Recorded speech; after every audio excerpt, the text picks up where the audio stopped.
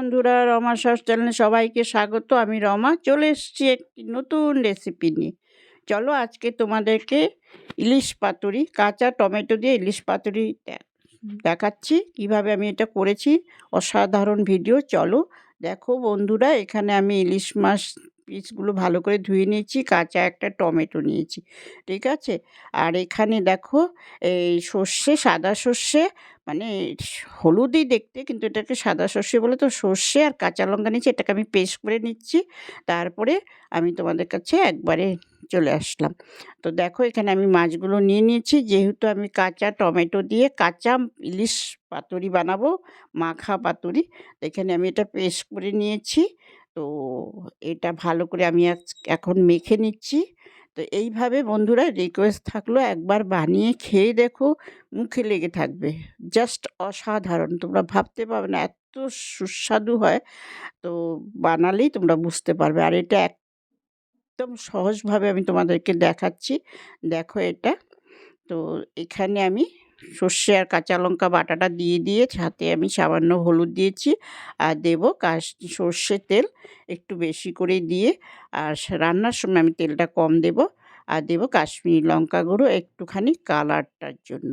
আর এখানে যেহেতু আমি কাঁচা লঙ্কা সর্ষের সাথে দিয়েছি, আর সাথে দেবো কাঁচা লঙ্কা, গোটা কাঁচা লঙ্কা কিছু দিয়ে আমি এটাকে ভালো করে মেখে 5 মিনিটের জন্য বন্ধুরা রেখে দিব। তো বন্ধুরা, আমার এই চ্যানেলটা, আমার এই রেসিপিটা যদি ভালো লেগে থাকে তোমাদের, প্লিজ একটা লাইক করে দিও। আর যারা নতুন আছো প্লিজ একটা সাবস্ক্রাইব করে আমার চ্যানেলটার পাশে থাকো। স্কিপ না করে পুরো ভিডিওটা দেখো। একদম সহজ রেসিপি, একদম ছোট্ট ভিডিও, স্কিপ করো না প্লিজ। তো দেখো ভালো করে এটা আমি মেখে নিচ্ছি। এটা একটা মাখা কাঁচা ইলিশ মাখা পাতুরি, এটার নাম দিয়েছি আমি, যেহেতু এটা একজন থেকেই আমি এটা, যেহেতু আমার মা এইভাবে বানাতো, সেই জন্য আমি এটা তোমাদের সাথে শেয়ার করলাম। দারুণ এটা খেতে। তো চলো এটা আমি কিছুক্ষণের জন্য রেখে দিচ্ছি, খুব বেশি হলে 5 মিনিটের জন্য আমি ঢাকা দিয়ে রাখবো। এবার রান্নাঘরে চলো। দেখো এখানে আমি সর্ষের তেল অলরেডি দিয়ে দিয়েছি 1 টেবিল চামচ, বেশি আর দেবো না, যেহেতু আমি কাঁচা সর্ষের তেল দিয়ে এটা মাখিয়ে নিয়েছি মাছটাকে। তো এখানে আমি তেলটা গরম হয়ে যাওয়ার পরে দেবো কালো জিরা ফোড়ন, কিছুটা কালো জিরে ফোড়ন দিয়ে দিচ্ছি। দেখো, ঠিক আছে। কালো জিরে ফোড়নটা হয়ে গেলে আমি মাছগুলোকে দিয়ে দিব। ভালো করে একটু নেড়ে দিচ্ছি যাতে তেলটা চারদিকে লেগে যায়, যেহেতু আমার 5 পিস মাছ আছে, উঠাতে হবে। আর ইলিশ মাছ না খুব সাবধানে করতে হয়, নাহলে ভেঙে যায়। একটু নরম মাছ, তোমরা সকলেই জানো। তো মাছগুলোকে আমি এক এক করে এখন দিয়ে দিব। 5 মিনিট ঢাকা দিয়ে রাখার পরে আমি একে একে মাছগুলোকে দিয়ে দিচ্ছি। দেখতে থাকো বন্ধুরা। আর খুব সুস্বাদু তোমাদেরকে আবারও বলছি, তোমরা এইভাবে একবার বানিয়ে খেয়ে দেখো। হয়তো অনেকে বানিয়েছো, তো যারা বানিয়েছো, যারা বানাওনি তাদের জন্য বললাম। মশলাগুলো এর মধ্যে দিয়ে দিলাম। আর এখানে আমি অল্প একটু জল দেব। মশলার গামলাটাকে একটু ধুয়ে জলটা দেব।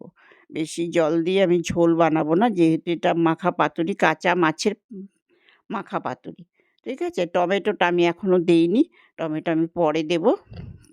তো এটা দেখো কষানো হয়ে গেছে, আর বেশি উল্টানো যাচ্ছে না, কারণ এটা খুব নরম মাছ, ভেঙে যেতে পারে। তো এমনি অলরেডি কিন্তু ভেঙেও গেছে। এখানে দেখো মশলা ধোয়া জলটাকে আমি দিয়ে দিলাম, ঠিক আছে।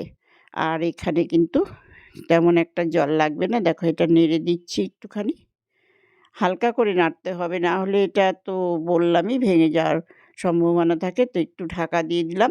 এখন আমি এখানে দেব, ঝোলটা ফুটে গেছে। দেখো, দেখেছো খুব সুন্দর একটা গন্ধ বেরিয়ে গেল। দেখো হালকা করে আমি নেড়ে দিলাম।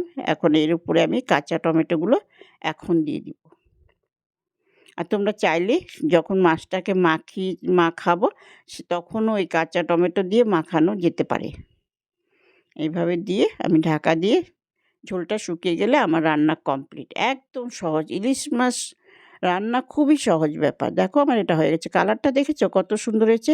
দুটো মাছ কিন্তু আমার অলরেডি ভেঙেও গেছে, জানো তো। কিছু করার নেই, 5 পিস মাছই ছিল, তো ওইভাবেই রেখে দিলাম। তো দেখো আমার মাছ কিন্তু রেডি। তো আজকের মতন টাটা। আবার পরের ভিডিওর জন্য অপেক্ষায় থেকো। ততক্ষণের জন্য ধন্যবাদ। Thank you. ভালো থেকো।